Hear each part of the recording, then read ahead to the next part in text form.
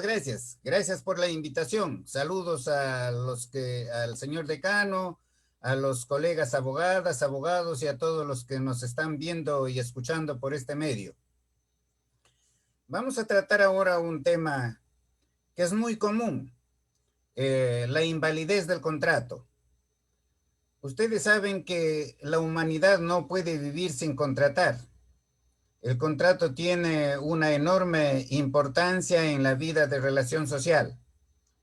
Sin el contrato no podríamos satisfacer nuestras necesidades de alimentación, vestido, vivienda, medicina, educación, recreación, etcétera. Tenemos que contratar permanentemente, ¿no? Es una, por supuesto, de las formas del acto jurídico en general. El contrato es un acto jurídico de naturaleza patrimonial. O sea, en todo contrato encontramos una relación jurídica, un vínculo jurídico entre un acreedor y un deudor. Eso hay que tenerlo muy en claro. En toda relación contractual hay que determinar cuál es la parte acreedora y cuál es la parte deudora. Bien, también hay que partir señalando sobre qué cosa es la eficacia y la ineficacia del contrato y del acto jurídico en general.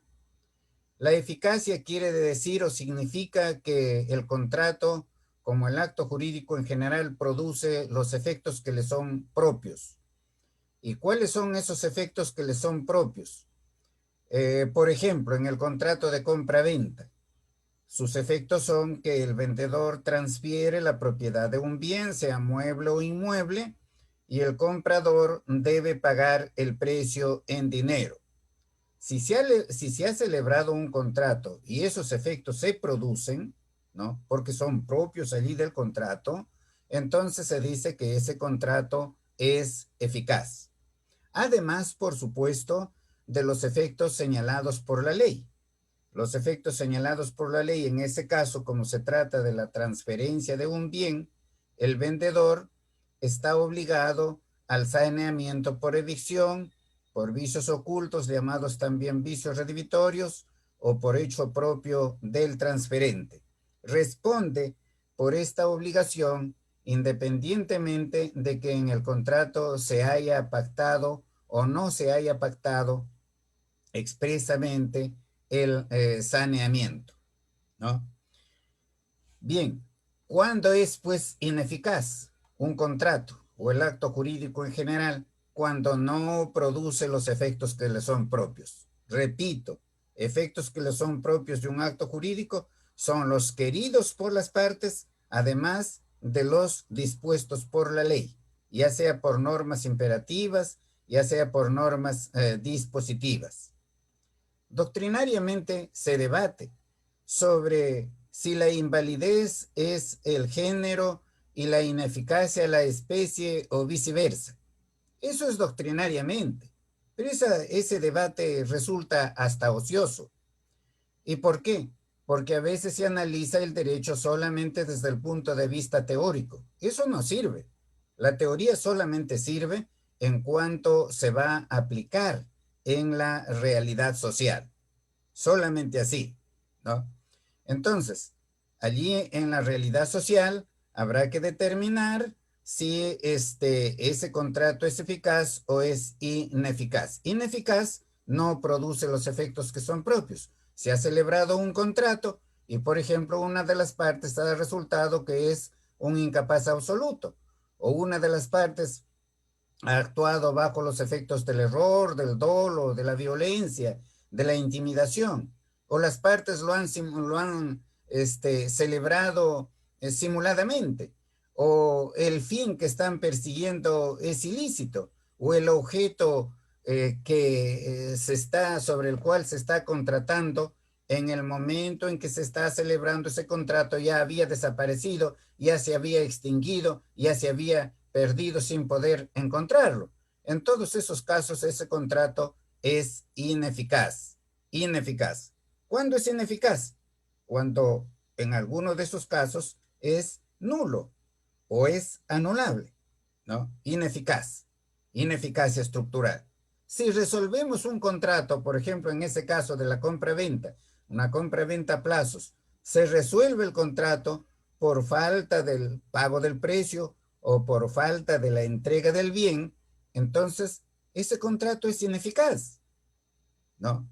O se rescinde el contrato porque una de las partes se encontraba en estado de necesidad y la otra parte se aprovechó de ese estado de necesidad.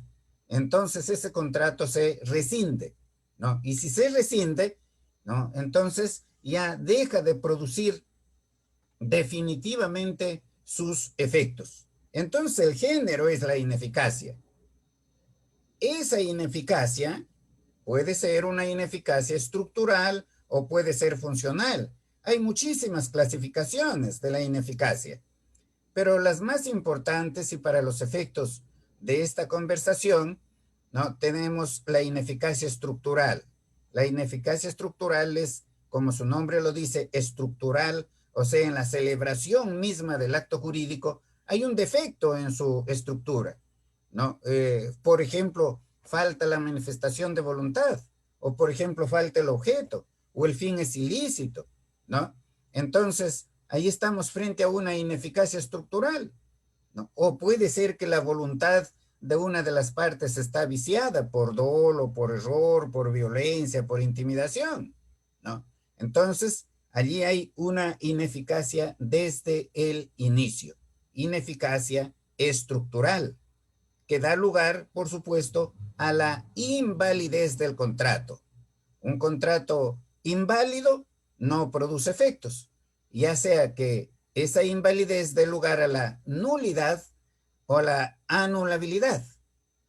La nulidad, que en otras legislaciones se denomina nulidad absoluta, y la anulabilidad, que en nosotros se denomina, ¿no?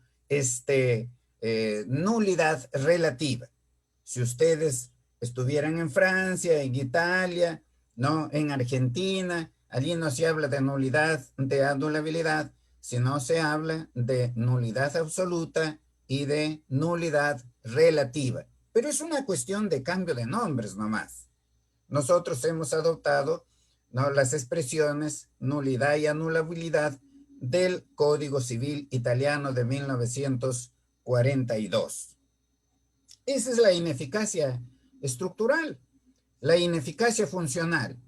La ineficacia funcional presupone un contrato válido, ¿no? Que no produce efectos porque le falta algún requisito de validez, ¿no? Por ejemplo, un contrato sujeto a condición suspensiva. El contrato existe válidamente, ¿no? Pero es ineficaz. Será ineficaz solamente si se verifica el hecho futuro e incierto que se ha puesto como condición. Si se verifica esa condición, entonces el contrato va a producir normalmente todos sus efectos. Si no se verifica esa condición, entonces ese contrato queda definitivamente ineficaz. O piensen ustedes en un contrato, ¿no? Vamos a ver, un contrato que se resuelve, ¿no? Con la resolución es de un contrato válido, no de un contrato inválido.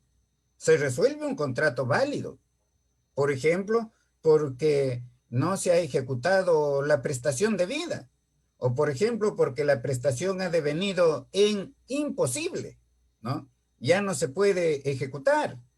Entonces estamos allí frente a una ineficacia funcional. Y así, en todos los casos de rescisión, resolución, revocación, retractación, en algunos contratos como la donación, la inoficiosidad, ¿no? Etcétera, etcétera, etcétera. En todos esos casos estamos frente a una ineficacia funcional.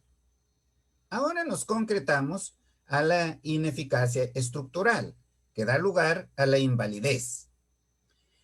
Las manifestaciones de la invalidez, conforme a nuestro ordenamiento jurídico civil, son la nulidad y la anulabilidad. La inexistencia no existe en nuestro código. En nuestro código no hay sanción de inexistencia. La inexistencia está asimilada a la nulidad. Con la nulidad nos basta. Por ejemplo, un acto jurídico en el cual falta la manifestación de voluntad es inexistente, pero en nosotros eso está regulado como un contrato o un acto jurídico nulo, nulo. Solamente hay la nulidad y la anulabilidad, no la inexistencia, que por supuesto en la doctrina se discute y todo eso y surgió en un debate en la doctrina francesa con Zacarías, con relación al matrimonio. Como las causales de nulidad estaban especificadas en la ley, ¿no? No se había considerado la situación del matrimonio entre personas del mismo sexo. Entonces, allí Zacarías razonó en este sentido, dijo, muy bien, aquí este contrato, no, o digo, este matrimonio no puede producir efectos porque es inexistente, debido a que la ley exige que el matrimonio sea entre un varón y una mujer. Pero ese es en ese momento en que el Código Civil francés no consideraba la nulidad virtual. En nosotros no, en nosotros, como vamos a ver, se considera la nulidad textual y la nulidad virtual, que lo vamos a explicar ahora, ¿no?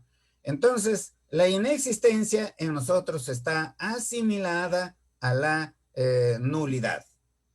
También hay el debate, ya son muy pocos autores nacionales, pero en el extranjero sí hay este debate, sobre si el acto jurídico anulable es inválido o es válido. Hay autores que sostienen que es válido. Muy bien, eso será doctrinariamente, eso será la opinión de los autores.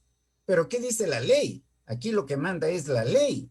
Nosotros, los estudiantes y los profesionales de derecho, somos personas de leyes. ¿Y cómo lo regula el Código Civil? Ustedes ven que está regulado allí en el libro 2 conjuntamente la nulidad y la anulabilidad como dos manifestaciones de la invalidez. O revisan ustedes la nulidad del matrimonio y van a encontrar que la nulidad y la anulabilidad del matrimonio están no reguladas conjuntamente, ¿no? En el mismo libro, en el mismo capítulo. Muy bien. Entonces ya tenemos claro que las manifestaciones de la invalidez son la nulidad y la anulabilidad, ¿no? Veamos estos casos, ¿no? La nulidad y la anulabilidad son manifestaciones de la invalidez del acto jurídico. Allí estamos frente a una ineficacia estructural que se refiere a la estructura misma del acto jurídico, a la formación misma, al perfeccionamiento mismo, a la misma celebración del acto jurídico. En ese momento, ¿no? Surge la causal de nulidad o de anulabilidad. De allí se deduce algunos principios, ¿no? Que toda causal de nulidad o anulabilidad tiene que coexistir con la celebración misma del acto jurídico. No hay causal de nulidad o de anulabilidad sobreviniente a la celebración del contrato o a la celebración del acto jurídico en general. No hay, ¿no? Nadie puede demandar la nulidad o la anulabilidad de un contrato por una causal sobreviniente. Eso no es posible, no es posible, ¿no? Todas las causales entonces tienen que estar especificadas, digo, surgir de allí de la celebración del acto jurídico. Primera regla. Segunda regla. Todas las causales de nulidad o de anulabilidad están señaladas en la ley, expresamente o implícitamente. No hay causales de nulidad o de anulabilidad creadas por las partes o creadas por el juez. No, no, nada de eso. Allí rige el principio de legalidad, ¿no? No hay causal de nulidad o de anulabilidad que no esté señalada en la ley expresa o implícitamente, o sea, tácitamente. Ya vamos a ver cuáles son esas causales, ¿no? Entonces, esa es una segunda regla. Una tercera regla, un principio que dice, todo contrato y acto jurídico en general válido es eficaz. Esa es la regla. Todo contrato válido es eficaz, produce efectos. Si es válido, produce efectos. Esa es la regla, ese es el principio. Pero ustedes saben que en derecho todo tiene excepciones, ¿no? Por eso es que en derecho decimos, la excepción confirma la regla. El principio dice, todo contrato válido es eficaz, pero hay contratos válidos que son ineficaces, ¿no? Que no producen sus efectos. Por ejemplo, el contrato sujeto a plazo suspensivo. El contrato existe válidamente, pero si sus efectos están sujetos a un plazo suspensivo, hay que esperar el vencimiento del plazo para que produzca sus efectos. O un contrato sujeto a condición suspensiva. Existe válidamente ese contrato, pero hay que esperar que se verifique, que se realice el suceso, el evento futuro puesto allí como condición. Si se verifica, a partir de ese momento, ese acto jurídico comienza a producir normalmente todos sus efectos. Antes no. Si no se produce esa condición suspensiva, o sea, no se produce ese evento futuro, entonces ese contrato queda definitivamente ineficaz. Ineficaz, ¿no? O sea, fíjense, no hay que olvidar, no hay que confundir. Todo contrato válido es eficaz, pero hay excepciones. La otra regla dice, todo contrato inválido es ineficaz. Si es inválido, no produce efectos. Esa es la regla, ese es el principio. Pero hay excepciones. Hay excepciones. Hay contratos y actos jurídicos en general que son válidos, pero no producen efectos. Un ejemplo del acto jurídico en general, el testamento. Una persona otorga su testamento por escritura pública. Lo ha hecho con todas las formalidades de la ley. Ese testamento existe válidamente, pero es ineficaz. No produce efectos. ¿Cuándo va a producir efectos?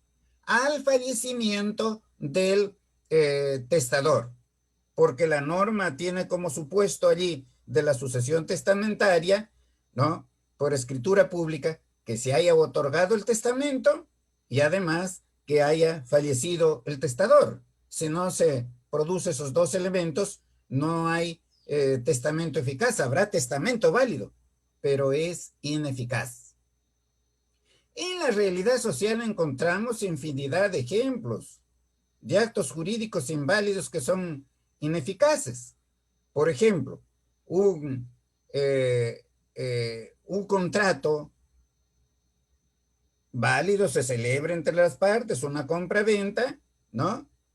El comprador adquiere el bien de buena fe a título oneroso, lo inscribe en el registro de la propiedad inmueble y después se anula esa compra-venta del vendedor, ¿no? El título del vendedor se declara nulo, pero eso no afecta al tercero subadquirente a título oneroso y de buena fe. Y esos son casos que se ven a cada rato. Y eso está regulado allí en el artículo 2014 del Código Civil, que todos tenemos que conocer, ¿no? Porque eso se presenta a cada rato. Porque puede ser que el vendedor haya vendido, no, también de buena fe, creyendo que el bien es de su propiedad, creyendo que su padre le dejó como herencia ese bien, y después aparece un testamento, encuentran un testamento que su padre ha dejado como legado ese bien a una institución pública, por ejemplo. O sea, el hijo no ha heredado ese bien, pero así por el estilo podemos ir a una serie, ¿no?, de ejemplos. Entonces, el principio es, todo contrato válido es eficaz, pero hay contratos válidos que son ineficaces. El otro principio, todo contrato inválido es ineficaz. Esa es la regla. Pero hay contratos inválidos que son eficaces. Imagínense ustedes un contrato simulado, con simulación absoluta. Adolece de nulidad absoluta ese contrato. Pero ¿qué pasa si el titular aparente, si el adquirente aparente, transfiere ese bien a un tercero a título oneroso y el tercero lo adquiere de buena fe, ¿no? Ese contrato nulo va a producir todos sus efectos frente al tercero, ¿no? Subadquirente a título oneroso y de buena fe, ¿no? Muy bien. Hay entonces esos principios. Hay algunas diferencias entre la nulidad y la anulabilidad, que sería bueno también mencionarlo, ¿no? Eh, el contrato nulo no produce ningún efecto desde el inicio. No decimos nosotros ya perpetuidad. Van a encontrar ustedes en varios textos que dice que el contrato nulo es ineficaz desde el inicio y a perpetuidad. Pero eso es porque lo han copiado de algunos autores extranjeros, ¿no? Y eso se debe a lo siguiente, a que, por ejemplo, en Francia, en Italia y otros países europeos, en Argentina, en Latinoamérica, ¿no?, la prescripción extintiva extingue no solamente la acción, sino extingue el derecho, desaparece el derecho, ¿no? En cambio, en nosotros, la prescripción extingue la acción, mas no el derecho queda como un derecho natural, como un deber moral del deudor, ¿no? Por tanto, un contrato nulo que durante 10 años no se haya demandado judicialmente o arbitralmente para que se declare la nulidad, la acción ha prescrito, la acción ha prescrito. La acción se ha extinguido, pero el derecho queda. Como consecuencia de la prescripción de la acción, fíjense, ¿no?, también se convalida ese contrato nulo. Imagínense ustedes una compra-venta nula. No produce ningún efecto. Durante 10 años el verdadero titular no ha actuado. Después de pasados los 10 años, un día, meses o años, demanda la nulidad. Y el que tiene el bien, el adquirente de ese bien, deduce la excepción de prescripción. Se declara fundada la excepción de prescripción y ese contrato queda definitivamente eficaz. Así es en nuestro derecho. Por lo tanto, hay que tener cuidado allí. Si ustedes son abogados del que está conduciendo el bien, del poseedor del bien, ¿no? Él compró ese bien, pero resulta que ese contrato después es nulo, ¿no? Luego, después de 10 años demandan la nulidad de esa venta, ustedes están, fíjese, defendiendo al adquirente del bien, ¿no?, mediante ese contrato nulo, pero han pasado 10 años. Tienen que observar bien eso, los hechos, para deducir la excepción de prescripción. Porque, como saben, el juez no se puede pronunciar de oficio sobre la excepción, no. El juez se pronuncia sobre la excepción solamente a invocación de parte. No, la parte tiene que alegar y probar que han pasado allí los 10 años, ¿no? Y se ha extinguido la acción y listo, su derecho queda firme ya no está obligado a restituir el bien. O sea, fíjense allí ustedes, un contrato nulo va a producir todos sus efectos. Por excepción, pero la regla es que el contrato nulo no produce ningún efecto. En cambio, el contrato anulable produce normalmente todos sus efectos, ¿no? Las causales de nulidad están establecidas por la ley en protección del interés general, del interés común, y no de un interés particular, ¿no? En cambio, las causales de anulabilidad están establecidas en protección de un interés particular, del interés de la persona afectada con esa causal de anulabilidad, ¿no? Por eso es que los titulares de la acción de nulidad, como el interés es público, ¿quién puede ejercitar la acción?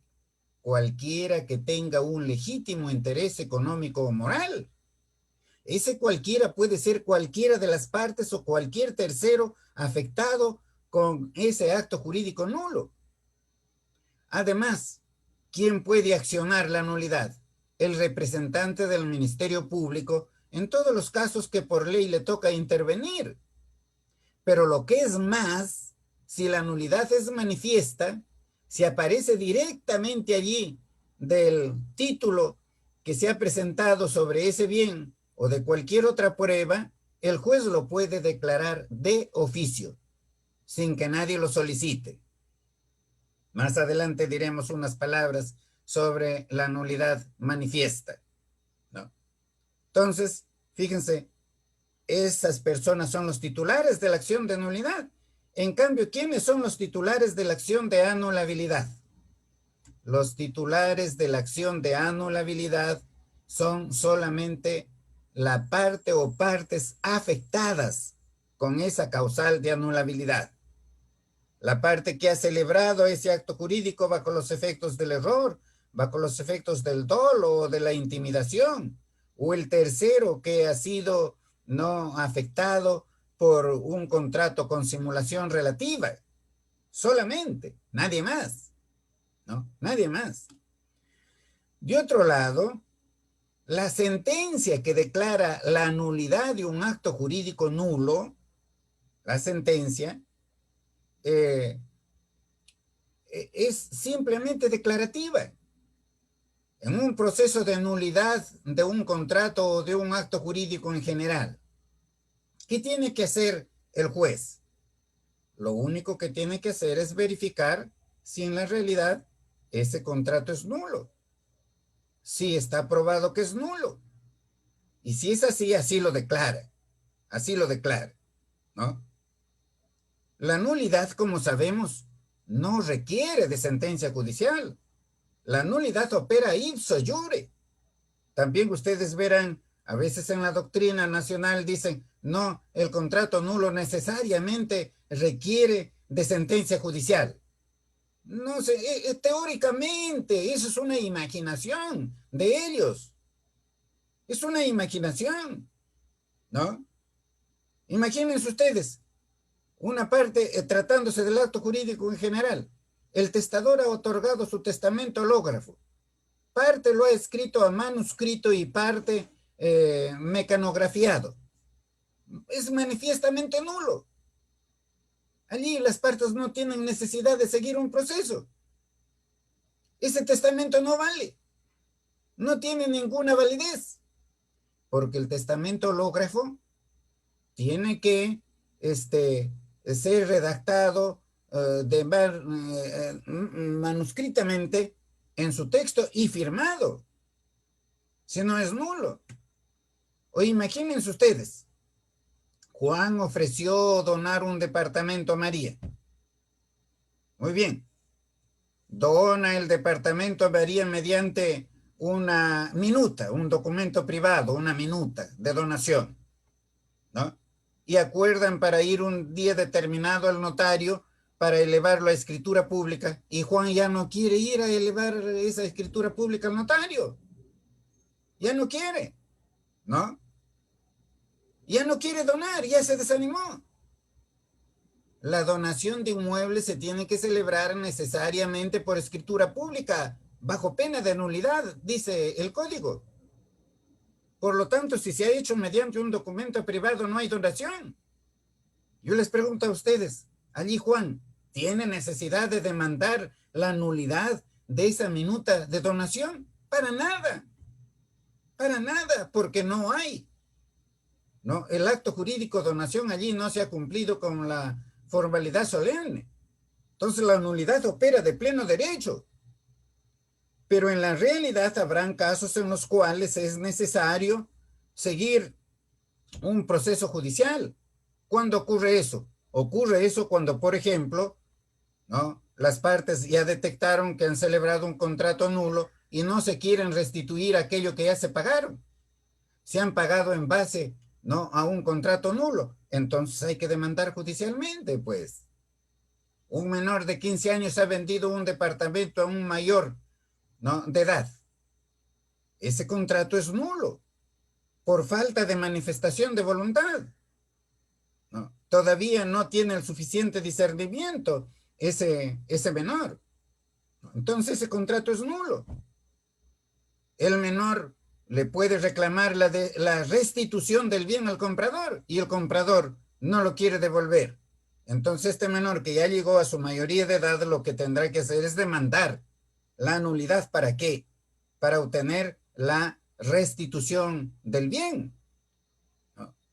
Entonces, así es como opera en la realidad. Habrán casos en los cuales hay la necesidad de recurrir a un proceso de nulidad. Habrán otros casos que no es necesario, ¿no? Entonces la nulidad opera de pleno derecho. En cambio, la anulabilidad, esa sí requiere de sentencia judicial o de laudo arbitral que lo declare nulo, ¿no? La anulabilidad sí.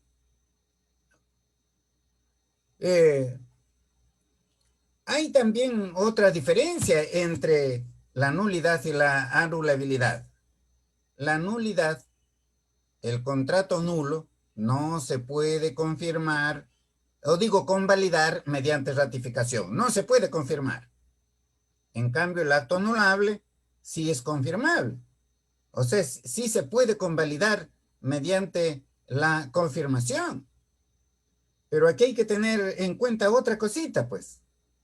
El contrato nulo no se puede confirmar, pero se puede convalidar mediante la prescripción extintiva de la acción. Han transcurrido los 10 años en que prescribe la acción de nulidad, artículo 2001, inciso primero. Entonces, ese contrato pues quedó convalidado. Esa es la realidad, al margen de las opiniones doctrinarias que hay.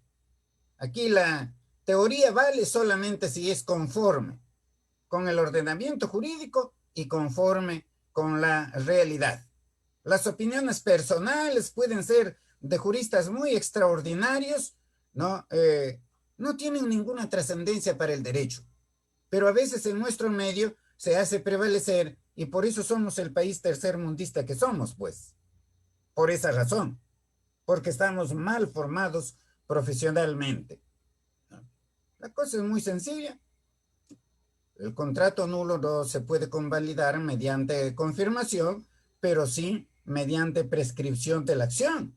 El contrato anulable sí se puede convalidar mediante confirmación y también mediante la prescripción de la acción, que allí es de 2 años. De 2 años. La nulidad, las causales de nulidad son muy amplias. Están señaladas en la ley expresamente o implícitamente, o sea, tácitamente, ¿no? O sea, el caso de que el contrato es nulo cuando contraviene normas imperativas, el orden público, las buenas costumbres. Allí estamos frente a un contrato nulo, ¿no? Las causales de nulidad no están señaladas expresamente en la ley, sino hay que determinarlo en cada caso concreto. En cada caso concreto hay que ver si ese acto contraviene o no contraviene normas imperativas, el orden público, las buenas costumbres, ¿no? En cambio, las causales de anulabilidad todas están señaladas expresamente en la ley. Esas son las diferencias, las principales diferencias entre un contrato nulo y un contrato anulable. Entonces ahora, aunque sea sintéticamente, vamos refiriéndonos a las causales de nulidad que están señaladas en el artículo 219 del Código Civil. ¿Y qué dice el artículo 219? Dice, el acto jurídico es nulo primero cuando falta la manifestación de voluntad del agente. ¿No? Falta la manifestación de voluntad, el contrato es nulo. Adolece de nulidad absoluta.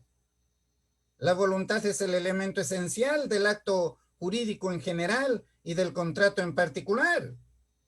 Solamente que tratándose del contrato hablamos de consentimiento, porque en todo contrato por lo menos hay dos o más partes.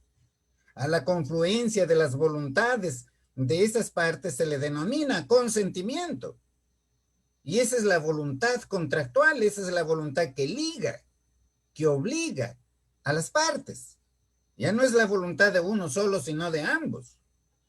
Entonces, el contrato es nulo por falta de manifestación de voluntad. En otros términos, no por falta de consentimiento, en otros términos, por falta de acuerdo entre las partes. De acuerdo entre las partes. No. Pero cuando existe la voluntad jurídica, eso es lo importante, porque no es lo mismo la voluntad jurídica que la voluntad psicológica. Hay voluntad jurídica cuando la persona ha actuado con discernimiento, con intención, con libertad. Y además ha declarado, ha manifestado esa voluntad. La voluntad interna del sujeto se forma con el discernimiento. ¿En qué consiste? Es la capacidad natural que tiene el sujeto para poder distinguir entre el bien y el mal, entre lo que es lícito y lo que es ilícito, entre lo que lo puede perjudicar o lo puede beneficiar. La intención. La intención es el deseo que tiene el sujeto, no solamente de celebrar ese acto jurídico, sino además, ¿no?, de adquirir esos efectos que va a producir ese acto jurídico. ¿No? Quiere el acto jurídico y quiere sus efectos. La libertad, que el sujeto actúe espontáneamente, libremente, no bajo los efectos de la violencia física o de la intimidación. Con esos tres elementos, discernimiento, intención y libertad, queda formada la voluntad interna del sujeto. Pero esa voluntad interna no tiene ninguna trascendencia jurídica. Esa permanece en la conciencia del sujeto. Esa constituye una retención mental. Esa voluntad no es conocida por nadie, por lo tanto no puede tener trascendencia jurídica. Para que tenga trascendencia jurídica, esa voluntad interna tiene que ser fenomenalizada. O sea, se ha debido convertir en un fenómeno social. En otras palabras, se ha debido comunicar, se ha debido manifestar. O lo que se dice, se ha debido declarar. ¿No? Entonces, fíjense ustedes, para que haya voluntad jurídica, se requiere de tres elementos internos y uno externo, que es la declaración. Si falta uno de esos elementos, no hay voluntad. No hay voluntad. No. Si falta la voluntad, no hay contrato. Ni puede existir ningún acto jurídico sin manifestación de voluntad, porque como sabemos, el acto jurídico es manifestación de voluntad. ¿No? Muy bien. El inciso segundo de este artículo 219, que decía, pues, el acto jurídico es nulo por incapacidad absoluta del sujeto, eso ha sido derogado. Eso ya no existe ya. Los que han hecho las modificaciones al código lo han derogado. No tenían necesidad de derogarlo. pero ya lo derogaron, pues. Ahora les pregunto a ustedes, si ya lo derogaron, un menor de 15 años, de 14 años, ¿no? Un menor de 16 años en general ha celebrado un contrato cualquiera, por ejemplo, ha celebrado un contrato de compra-venta, ¿no? Es un incapaz absoluto. ¿Ah? Pero aquí el artículo, el inciso que decía que ese acto, que ese contrato es nulo, ya no existe, ya lo derogaron. Entonces hay que recurrir, pues, al inciso primero. El contrato es nulo por falta de manifestación de voluntad. Un incapaz absoluto no tiene todavía el suficiente discernimiento para poder distinguir entre aquello que lo puede beneficiar o lo puede perjudicar. Entonces allí ustedes demandan la nulidad de ese contrato por falta de manifestación de voluntad. O también ustedes saben, la ley ha derogado el dispositivo que decía que son incapaces absolutos los ciegos sordos, los ciegos mudos, los sordos mudos, que no pueden expresar su voluntad de manera que no quede lugar a ninguna duda. Eso ya se derogó, porque ellos lo han derogado en protección, ¿no? De estas personas que tienen esa discapacidad física, ¿no? Pero lo han hecho, pues, porque no conocen la realidad. Claro, ellos han leído en la doctrina que estas personas ya no son incapaces porque con los adelantos técnicos, científicos, ¿no? Ya estas personas son plenamente capaces, ya pueden manifestar su voluntad. Para ello existe el sistema de escritura braille, para ello existe el lenguaje mediante señas, ¿no? Etcétera. Eso es verdad, pero no es verdad total en nuestro país. En nuestro país no todas estas personas han tenido la suerte de llegar a un centro de estudios donde le enseñen la escritura braille, donde le enseñen el lenguaje mediante señas. No han tenido esa suerte. Y en la realidad se pueden encontrar que hay una persona que adolece de estos defectos físicos y que no puede manifestar voluntad alguna, pero que sin embargo lo han hecho suscribir con la ayuda, dicen, de un apoyo, lo han hecho suscribir un contrato por el cual está disponiendo un bien que es de su propiedad, que lo recibió por herencia, por ejemplo. Se le está causando daño a esta persona. Y entonces, ¿a qué mecanismo tienen que recurrir? Al inciso primero del artículo 219. Si esa persona con esa discapacidad física no puede manifestar su voluntad de ninguna forma, ¿no? Entonces, falta pues la manifestación de voluntad.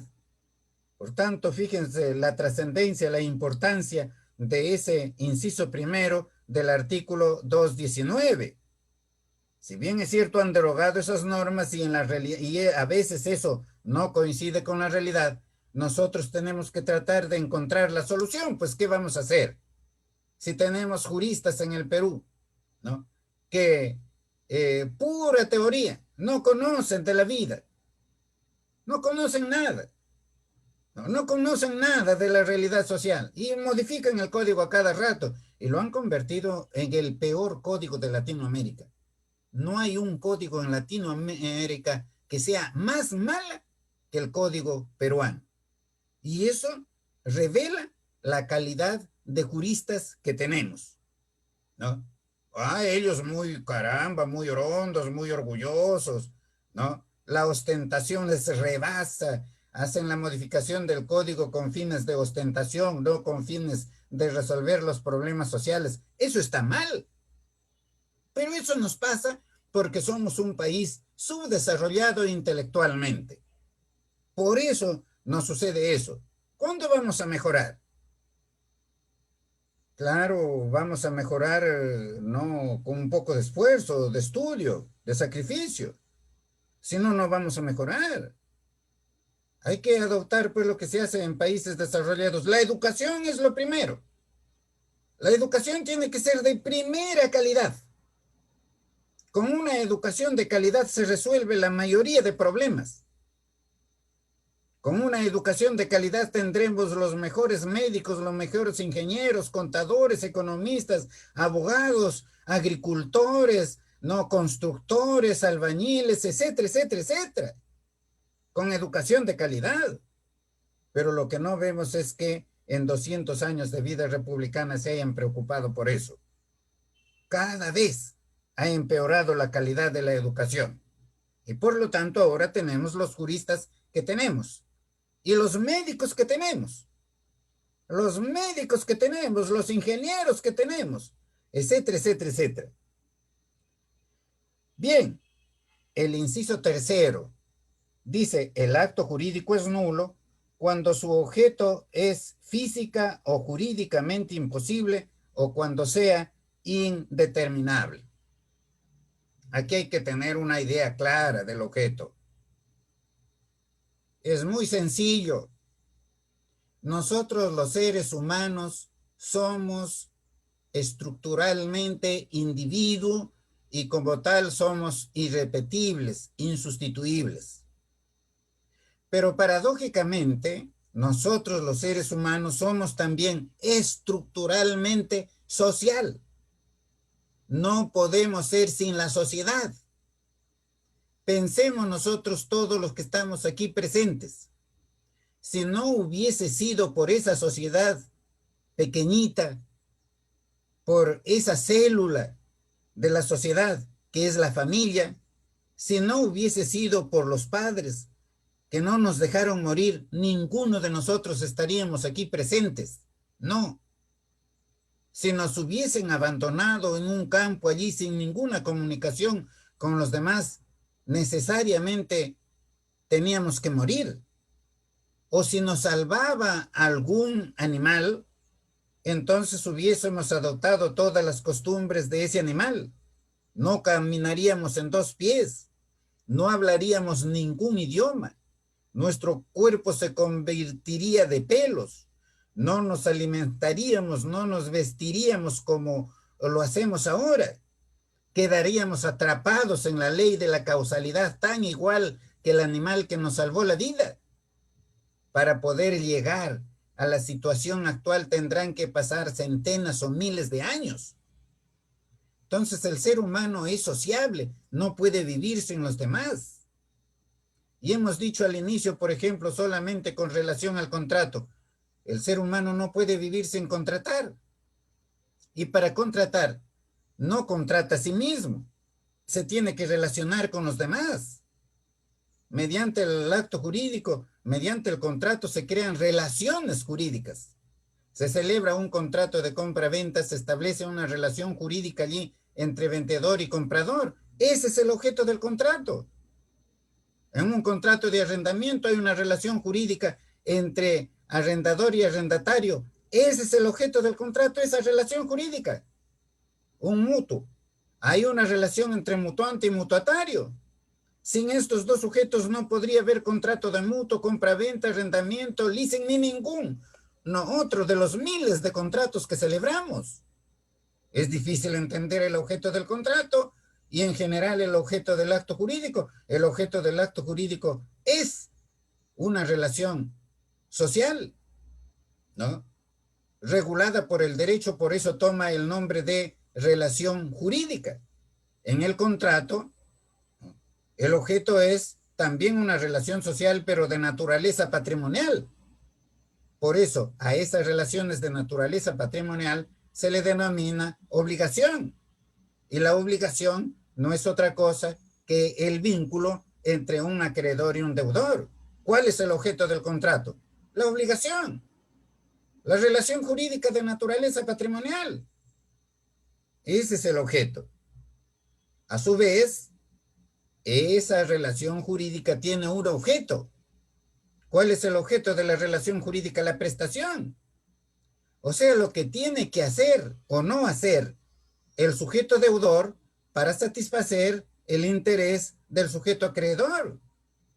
Cuando celebramos un contrato, allí en el contrato, ¿no? Organizamos, describimos la conducta que tiene que realizar, la conducta que tiene que observar cada una de las partes contratantes.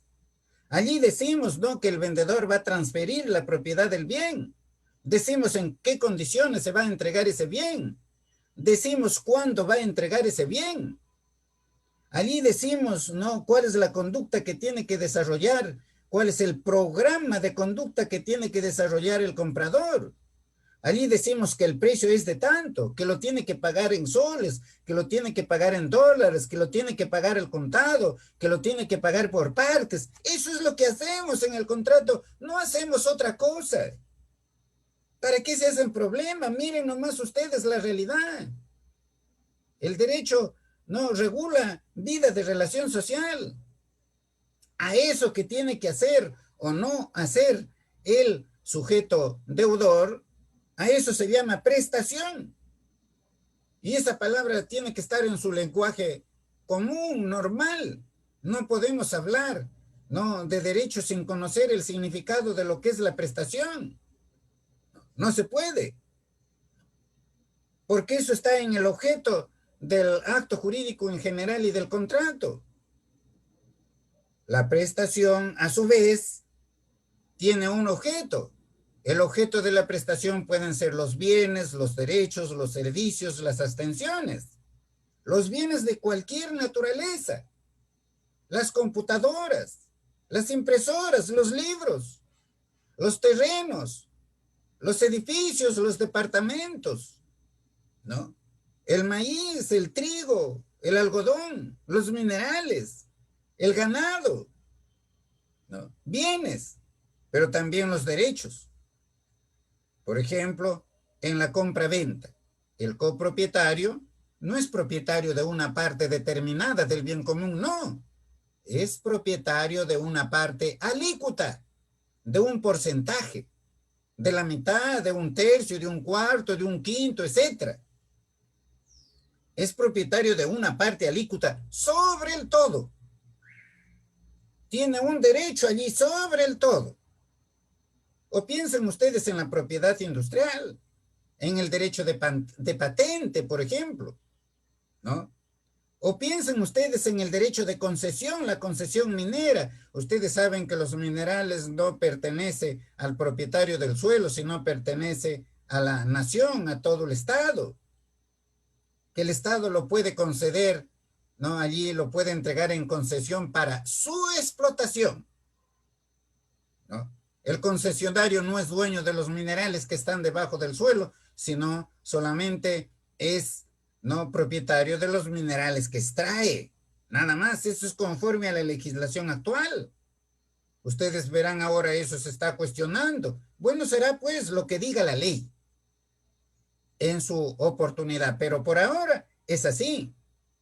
Entonces el objeto de la prestación pueden ser los bienes, los derechos, pueden ser los servicios. Piensen ustedes en los contratos de locación de servicios. La mayoría de abogados ejercemos la profesión ¿cómo? Mediante un contrato de locación de servicios. Piensen ustedes en la prestación de servicios de los médicos, ahora tanta en boga como consecuencia de la pandemia.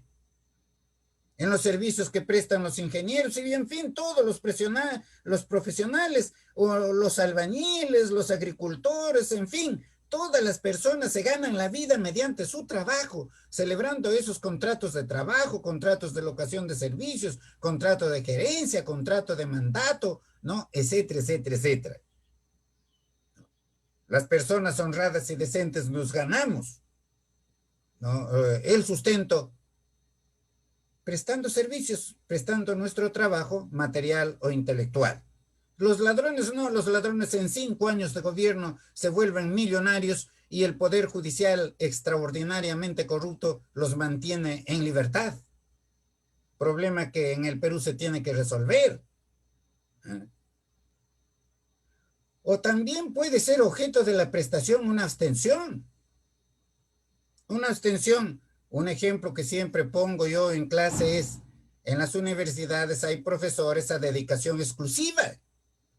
¿Cómo ejecuta su prestación ese profesor? Dictando su clase exclusivamente en esa universidad y absteniéndose de prestar esos mismos servicios en cualquier otra universidad, ¿no? Ese es el objeto. El objeto tiene que ser, dice el código,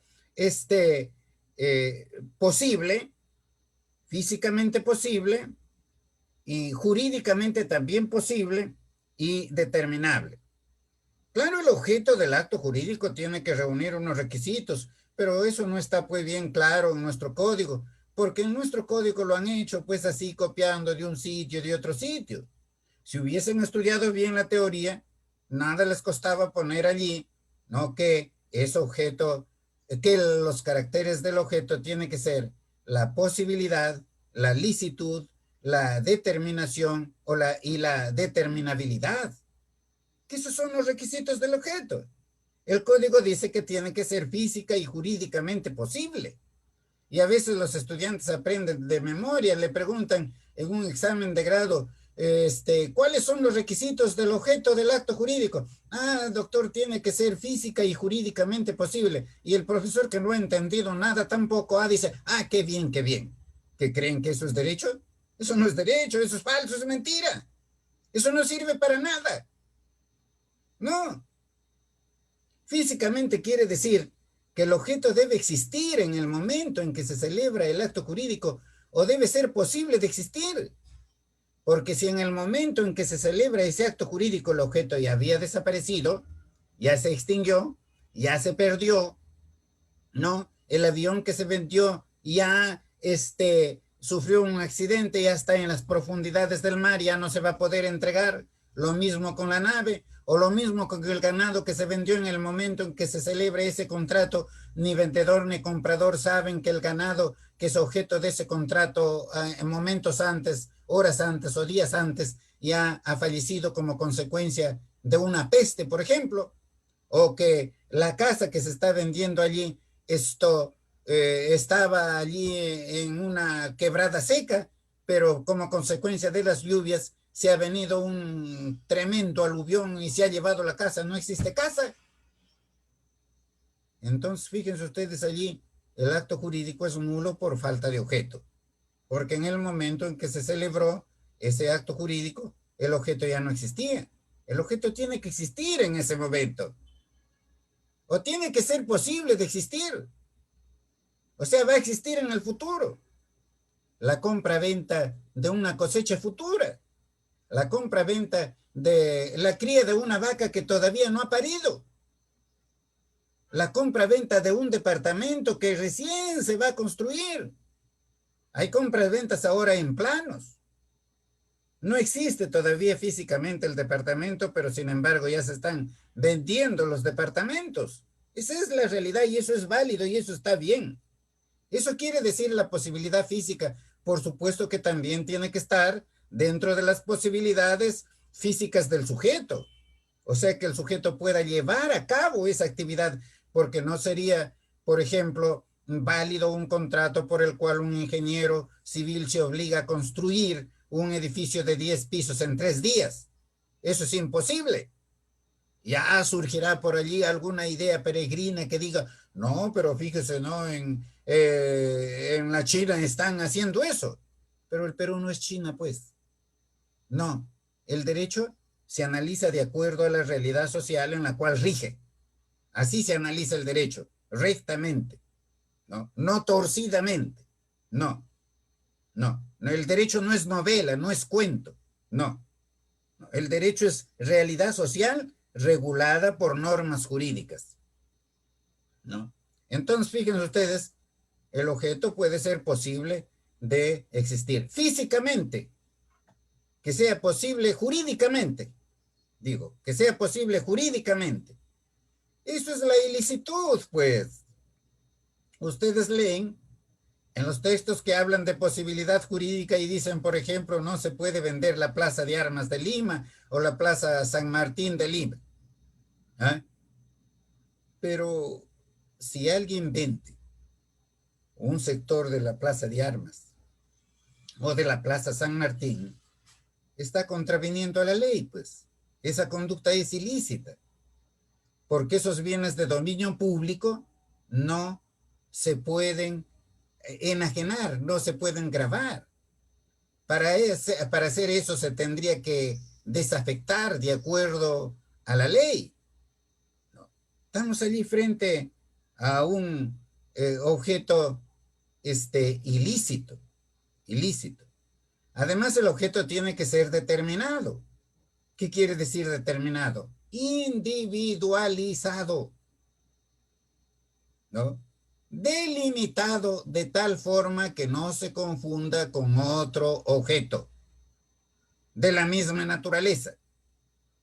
Por ejemplo, se dice que se vende el lote de terreno que está en la urbanización tal, cuyos linderos y medidas perimétricas son las siguientes, dice. Por el frente colinda con la avenida tal con tantos metros lineales de extensión. Entrando por la derecha colinda con la propiedad de fulano con tantos metros lineales de extensión. Entrando por la izquierda colinda con la propiedad de sutano con tantos metros lineales de extensión. Por el fondo colinda con la propiedad de perengano con tantos metros lineales de extensión. Ese lote de terreno que está allí en esa urbanización no se va a confundir con otro lote de terreno de esa misma urbanización ni de ninguna otra urbanización. Claro, aquí tienen que tener en cuenta que cuando celebran contratos de compra-venta sobre inmuebles que están registrados, ¿no? Allí ya no es necesario hacer una descripción pormenorizada de la delimitación y extensión de los linderos, ya no, porque pueden cometer algún error. Y si cometen algún error, no, el registrador va a observar ese título, no se va a inscribir ese contrato. Simplemente indican, por ejemplo, se vende la casa tal que está ubicado en la calle tal, número tanto, del distrito, provincia, ¿no? Departamento tal, ¿no? Condominio inscrito en la partida tal, de la cual consta sus linderos y todas las otras características, nada más. Se acabó si ya está allí en la partida. Así hacen la determinación. Pero no puede ser, el objeto no puede ser absolutamente indeterminado. No, allí ese acto jurídico sería nulo por este objeto indeterminado, como lo dice el artículo 219, inciso 3. Inciso 4. El acto jurídico es nulo cuando su fin sea ilícito. Cuando su fin sea ilícito. Y ahora es común la jurisprudencia de nulidad del acto jurídico por fin ilícito. Pero todavía hay confusiones porque no se distingue entre lo que es el objeto y lo que es la causa fin, o sea, el fin ilícito, ¿no? La palabra objeto responde a la pregunta ¿qué? ¿Qué cosa? ¿Qué prestación? ¿Qué obligación? ¿No? En cambio, la palabra causa o causa fin responde a la pregunta ¿por qué? ¿Cuál es la razón? ¿Con qué finalidad? ¿Con qué motivo? Por ejemplo, se vende la casa para dedicarla a casa habitación, no se puede dedicar a otra cosa. Bueno, eso está allí, está incluso en las normas urbanas de cada municipalidad. Pero si se vende la casa con el fin de que el comprador se dedique allí al negocio de tráfico de drogas, el fin es ilícito. La razón, el motivo para celebrar ese contrato ha sido esa. El fin es ilícito. Entonces, ese contrato es nulo por fin ilícito. La causa fin puede ser objetiva, subjetiva, sincrética. Objetiva. Está ya contenida en la norma en los contratos nominados. Está ya allí. ¿Con qué fin? ¿Cuál es la finalidad? ¿Cuál es el motivo que lo determinó a la persona a vender un bien? El de obtener a cambio una cantidad de dinero. ¿Cuál es la razón que lo determinó al comprador a pagar el precio en dinero? El adquirir la propiedad de un bien, el incorporar un bien a su patrimonio.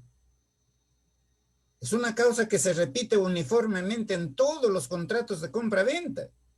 En la compra-venta de una aguja, de un libro, de una computadora, de un automóvil, de una nave, de una aeronave, de un lote de terreno, en la compra-venta nacional e internacional, la causa es igual, la misma, la misma. La causa subjetiva, esa es la que se da, ¿no?, en cada acto jurídico en particular. Puede existir como no puede existir, ¿no? Pero si existe, este es un requisito de validez de ese acto jurídico. El ejemplo que da Albadalejo, que es un gran jurista español y que lo recoge de la realidad española que no es tan diferente a la nuestra. Dice, la hija, con el fin de poder vivir junto a su madre, compra un departamento contiguo al suyo, junto al suyo, ¿no?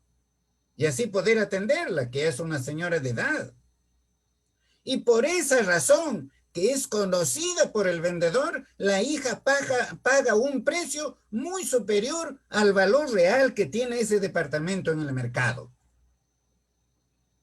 Eso se da solamente allí en ese caso. No todas las hijas que compran un departamento lo hacen con el fin de vivir junto a su madre. Y por esa razón pagan un precio muy superior al valor real que tiene ese bien en el mercado, ¿no? La causa sincrética o unitaria es aquella que combina pues tanto la causa objetiva como la subjetiva, porque no son incompatibles.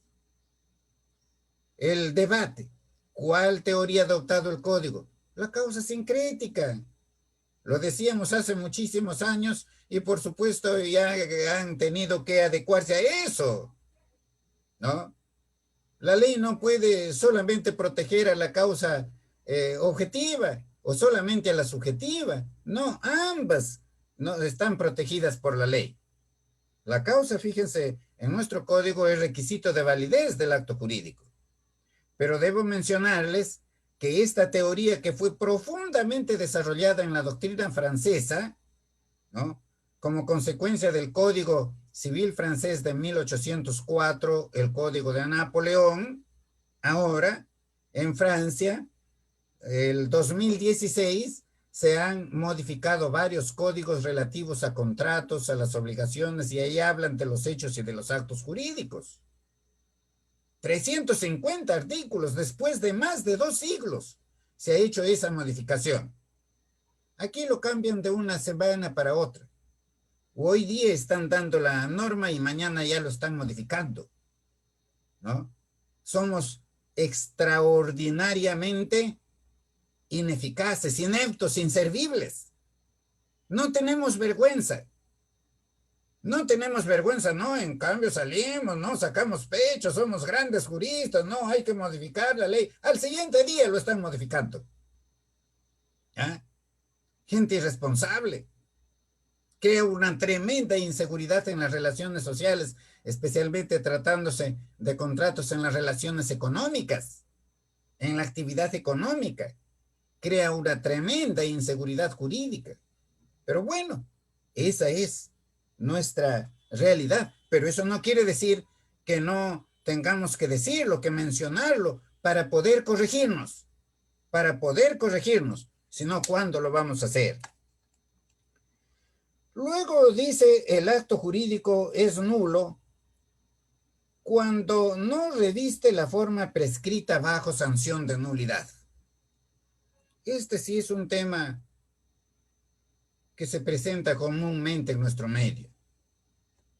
Hay que saber distinguir muy bien entre los contratos no formales, o sea, los contratos consensuales, o sea, que se perfeccionan por el simple acuerdo de las partes, que es el principio que rige nuestro código, es la médula de nuestro código, ¿no? El contrato se perfecciona por el simple acuerdo de las partes. Las partes deciden en qué forma lo celebran. Si ellos quieren, lo hacen verbalmente, lo hacen por escritura privada, lo hacen por escritura pública, lo hacen con inscripción en los registros públicos. Las partes eligen libremente. Surgió con la Revolución Francesa el principio de la libertad, libertad para contratar, o sea, facilitar la contratación. Solamente excepcionalmente la ley puede señalar una forma. Pero miren ustedes el contrato, dentro de los contratos consensuales, el más importante, el que tiene mayor trascendencia, el contrato de compra-venta, de bienes muebles o de bienes inmuebles, ¿no? Es un contrato consensual, se perfecciona por el simple consentimiento. Se puede celebrar el contrato de un bien inmueble cualquiera, incluso verbalmente. Claro que allí se presentará el problema de la prueba en su oportunidad, si es que el derecho del adquirente es contestado. Entonces, si se hace ese contrato por escritura pública o se hace con inscripción en los registros públicos, se hace por razones de seguridad, no porque sea un requisito de validez. Si ustedes más tarde van a asesorar en la celebración de un contrato de compra-venta de un departamento, de una casa, de un terreno, ¿no? Y redactan la minuta, ya más tarde redactan la minuta y ambas partes lo firman. Ya se perfeccionó el contrato. Ya se perfeccionó el contrato. Ya se celebró el contrato. Ya en ese caso, por tratarse de un inmueble, en aplicación del artículo 949, el comprador, a partir de ese instante, ya es propietario de ese bien. Y es propietario de ese bien. Si el vendedor mañana lo vende a otra persona, está vendiendo un bien ajeno. Y allí está cometiendo un delito, ¿no? Está vendiendo como propio un bien que es ajeno, comete el delito de defraudación que tiene el nombre específico de estelionato. Claro, si lo denuncian penalmente, ustedes saben, la justicia penal en el Perú es un asco, es un verdadero desastre. Los más grandes delincuentes, los más grandes corruptos están en libertad. Eso se tiene que corregir en algún momento, a la buena o a la mala, ¿no? En algún momento la sociedad puede reaccionar y corregir eso. Solamente nosotros los abogados no nos damos cuenta, ¿no? De que la sociedad ya no mira bien al sistema de justicia y tampoco mira bien a los abogados, porque estamos allí con la tontería y media, pues, ¿no? De proteger los derechos fundamentales, pero esos abogados han entendido que tienen derechos fundamentales los delincuentes y no las víctimas de los delincuentes. En el caso de los corruptos y no las víctimas de los corruptos que somos todos los peruanos. Una verdadera estupidez. Ustedes dirán que lo que estoy diciendo no está bien. Señores, es lo correcto. Es una verdadera estupidez. Miren ustedes el diccionario, ¿no? Pero esa es la justicia peruana. Y eso no está bien, ¿no? Entonces, el contrato de compra-venta es consensual, sea de bienes muebles o inmuebles, con esta diferencia que tratándose de inmuebles, el contrato no queda, o digo, el comprador queda convertido en propietario inmediatamente que se perfeccionó el contrato, salvo que las partes hayan acordado lo contrario. Salvo que las partes al celebrar ese contrato, al redactar esa minuta, allí en una cláusula digan que ese contrato quedará perfeccionado cuando se eleve a escritura pública, o que el comprador será propietario a partir del momento en que cancele la totalidad del precio. Pero ese es un pacto en contrario, pues. La regla es que en el contrato de compra-venta de inmuebles, el comprador se convierte en propietario inmediatamente que se perfecciona ese contrato, lo que no sucede con la compra-venta de muebles. La compra-venta de muebles también se perfecciona inmediatamente que se perfecciona el contrato. La compra-venta de muebles, pero el comprador no es propietario, sino a partir del momento en que se le entrega el bien. Allí rige el principio romano de la traditio. Sin la entrega del bien, el comprador no es propietario. Eso de un lado con los contratos consensuales, el principio del consensualismo, que no lo hemos inventado nosotros, sino que lo hemos traído de la doctrina francesa. De allí lo hemos traído, el principio consensualista. Para ciertos contratos la ley señala una forma. Allí hay que diferenciar si la forma es probatoria o si la forma es solemne. Si la forma es probatoria, es simplemente un medio de prueba. No hay requisito de validez del acto jurídico. Sirve solamente para probar ese acto jurídico. Pero si no se ha celebrado en esa forma, entonces se podrá celebrar en cualquier otra forma, ¿no? Se podrá probar por cualquiera otro de los medios probatorios. Por ejemplo, dice que el contrato de suministro, ¿no?, se probará mediante el escrito, que el escrito es la forma más idónea para probar ese contrato de suministro. La forma prevaleciente, que ya ahora no rige tampoco por el Código Procesal Civil, porque no hay formas prevalecientes, porque todo, conforme al Código Procesal Civil, todas las formas los tiene que analizar el juez conjuntamente, ¿no? Pero allí, fíjense ustedes, estamos frente a una forma probatoria. La ley habla de escritura, pero no aplica ninguna sanción para el caso de que no se haga por escrito.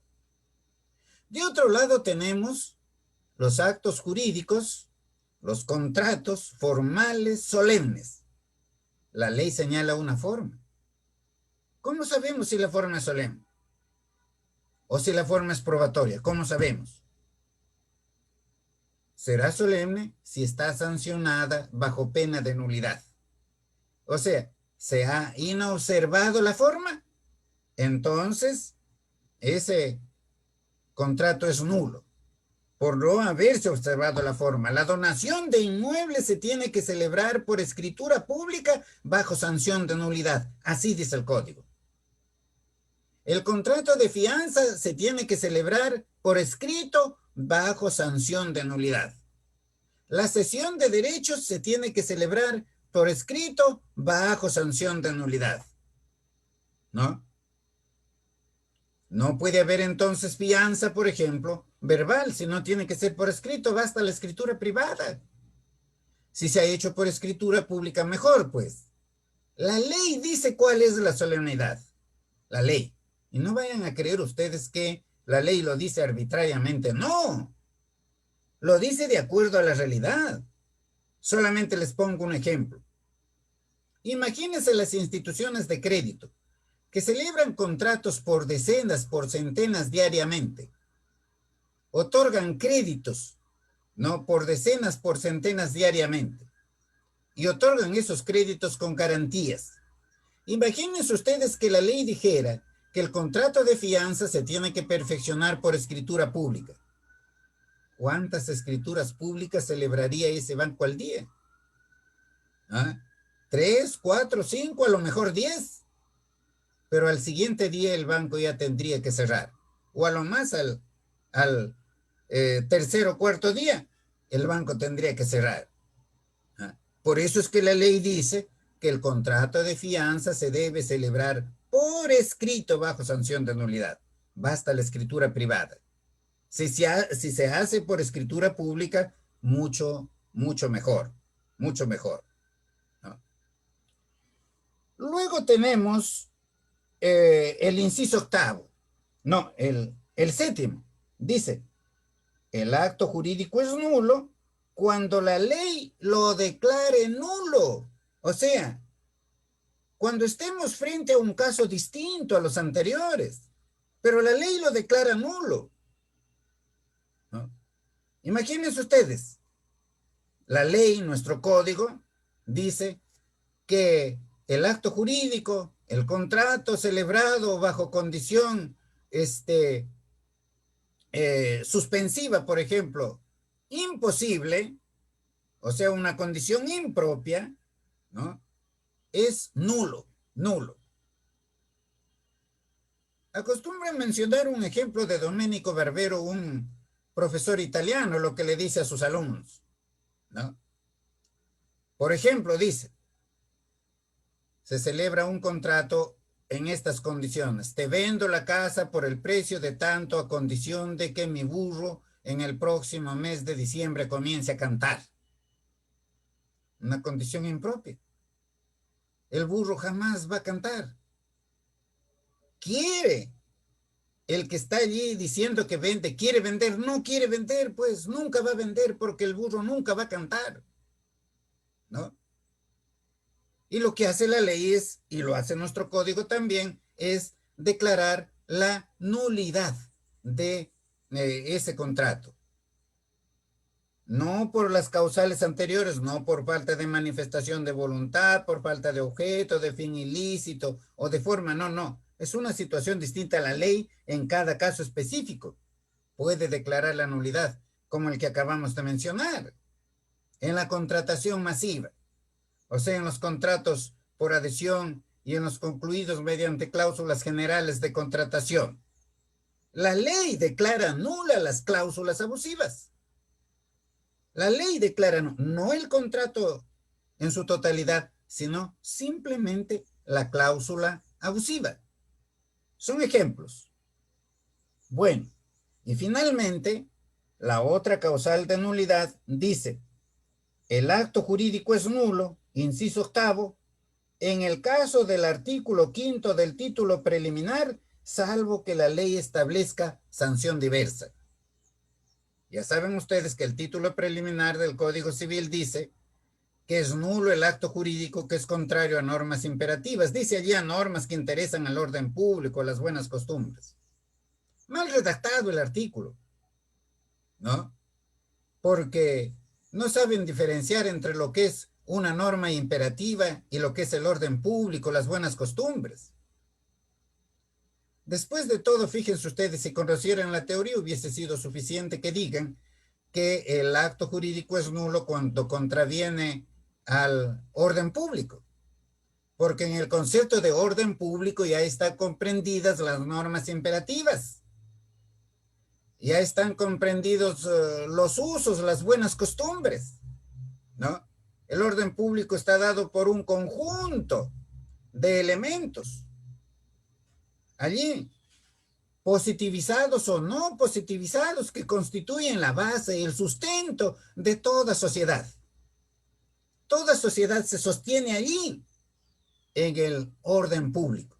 Un acto jurídico contrario al orden público, o en los términos de nuestro código, contrario a normas imperativas, al orden público, a las buenas costumbres, es nulo, es nulo.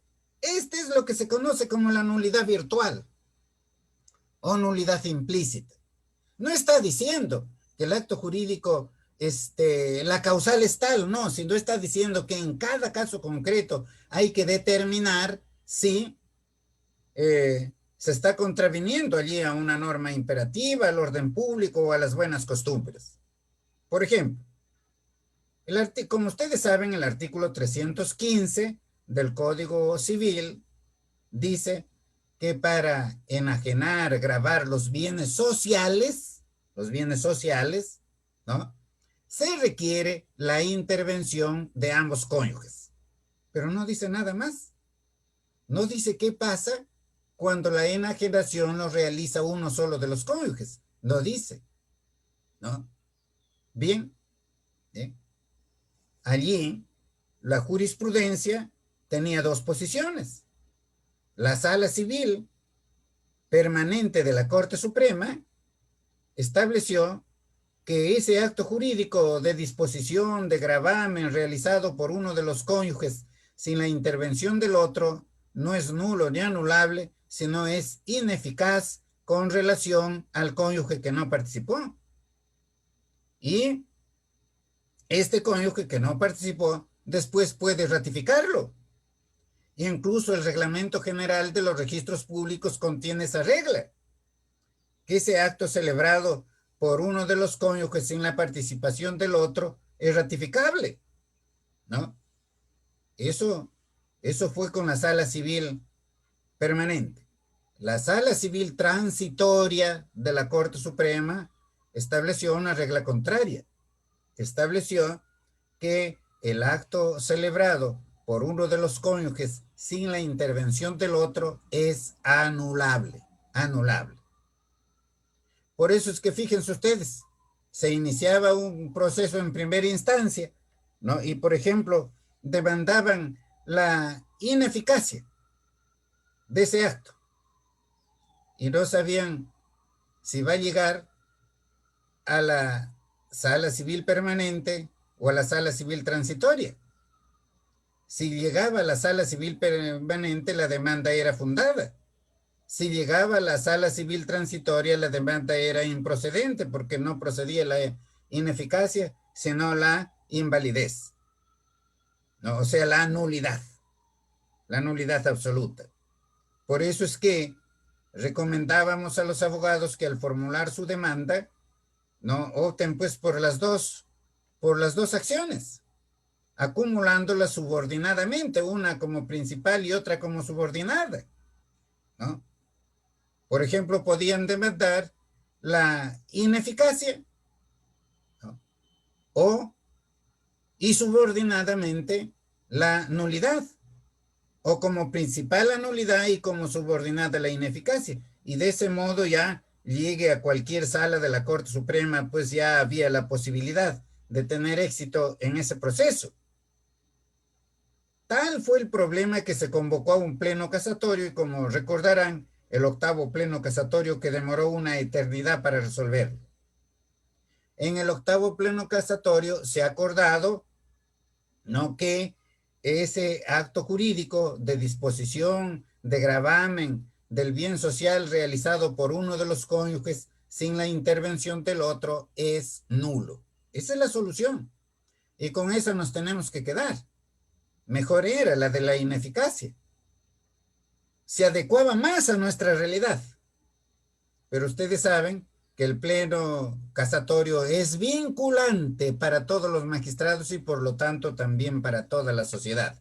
Y entonces nos tenemos que adecuar a eso. Con esto quiero terminar esta exposición y quizás tengan alguna pregunta ustedes. Absolveremos siquiera, si es que las hay, por supuesto, un par de preguntas. Estoy a su disposición.